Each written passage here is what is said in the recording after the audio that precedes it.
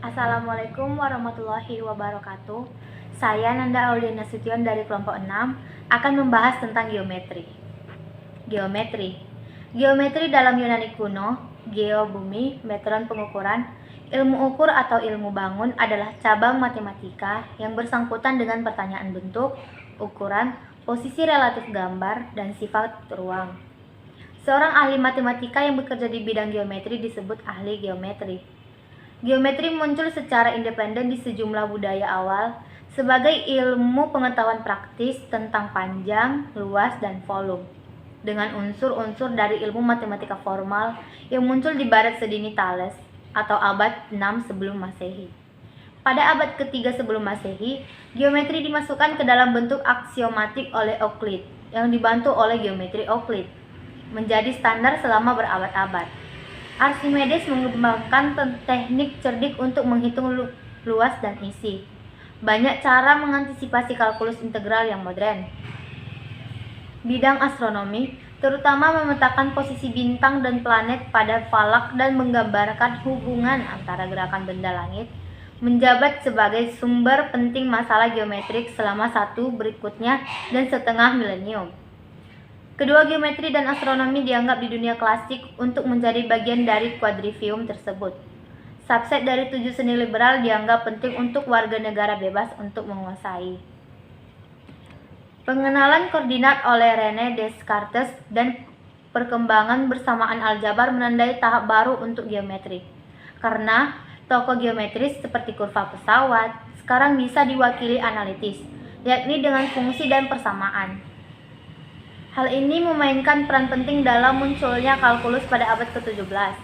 Selanjutnya, teori perspektif menunjukkan bahwa ada lebih banyak geometri dari sekadar sifat metrik angka. Perspektif adalah asal geometri proyektif. Subjek geometri selanjutnya diperkaya oleh studi struktur intrinsik benda geometris yang berasal dengan Euler dan Gauss dan menyebabkan penciptaan topologi dan geometri diferensial. Dalam waktu Euclid tidak ada perbedaan yang jelas antara ruang fisik dan ruang geometris. Sejak penemuan abad ke-19, geometri non-Euclid, konsep ruang telah mengalami transformasi radikal. Dan muncul pertanyaan, mana ruang geometris paling sesuai dengan ruang fisik? Dengan meningkatnya matematika formal dalam abad ke-20, juga ruang dan titik garis bidang kehilangan isi intuitif. Jadi, hari ini kita harus membedakan antara ruang fisik, ruang geometris, di mana ruang titik dan lain-lain masih memiliki arti intuitif mereka, dan ruang abstrak. Geometri kontemporer menganggap manifold, ruang yang jauh lebih abstrak dari ruang Euclid yang kita kenal, yang mereka hanya sekitar menyerupai pada skala kecil. Ruang ini mungkin diberkahi dengan struktur tambahan, yang memungkinkan seseorang untuk berbicara tentang panjang. Geometri modern memiliki ikatan yang kuat dengan beberapa fisika, dicontohkan oleh hubungan antara geometri, pseudo-Riemann, dan relativitas umum. Salah satu teori fisika termudah, teori string, juga sangat geometris dalam rasa. Sedangkan sifat visual geometri awalnya membuatnya lebih mudah diakses daripada bagian lain dari matematika, seperti aljabar atau teori bilangan. Bahasa geometri juga digunakan dalam konteks yang jauh dari tradisional asal Euklideannya, misalnya dalam geometri fraktal dan geometri aljabar. Jadi, hari ini kita harus membedakan antara ruang fisik, ruang geometris, di mana ruang titik dan lain-lain masih memiliki arti intuitif mereka, dan ruang abstrak. Geometri kontemporer menganggap manifold, ruang yang jauh lebih abstrak dari ruang Euclid yang kita kenal, yang mereka hanya sekitar menyerupai pada skala kecil. Ruang ini mungkin diberkahi dengan struktur tambahan, yang memungkinkan seseorang untuk berbicara tentang panjang. Geometri modern memiliki ikatan yang kuat dengan beberapa fisika, dicontohkan oleh hubungan antara geometri, pseudo-Riemann, dan relativitas umum. Salah satu teori fisika termudah, teori string, juga sangat geometris dalam rasa. Sedangkan sifat visual geometri awalnya membuatnya lebih mudah diakses daripada bagian lain dari matematika, seperti aljabar atau teori bilangan. Bahasa geometri juga digunakan dalam konteks yang jauh dari tradisional.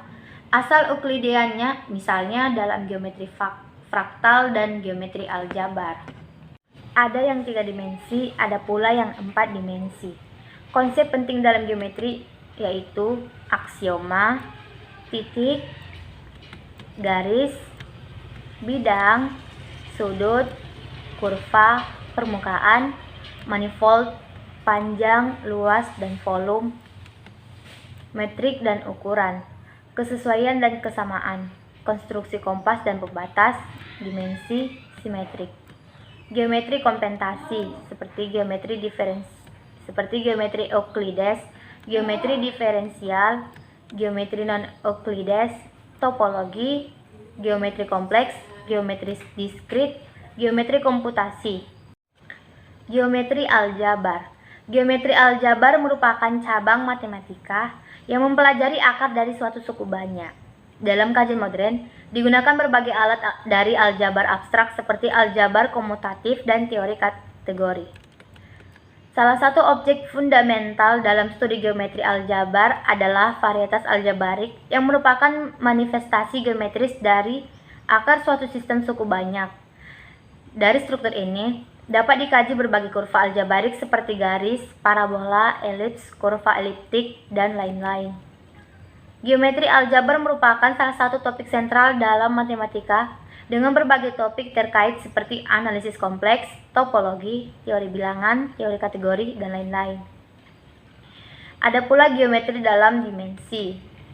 Yang dalam 2 dimensi ada seperti persegi, persegi panjang, segitiga, trapesium, jajar genjang, lingkaran, dan elips. Aplikasi dalam geometri seperti seni, arsitektur, fisika, dan bidang matematika lainnya.